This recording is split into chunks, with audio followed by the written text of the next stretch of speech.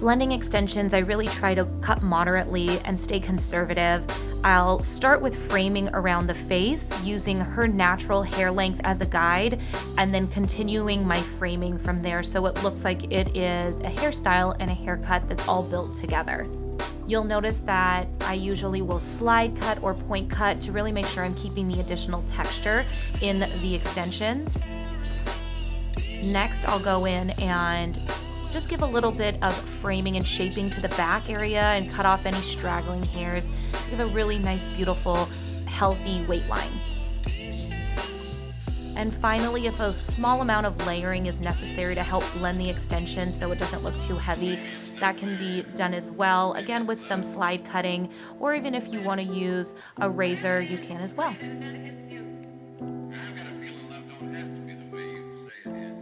And finally, I'm just going to touch up a couple of her curls. As you noticed, we actually installed the extensions pre-styled, and this will really alleviate over-styling in the hair and a style that will take a really long time because you're using so much hair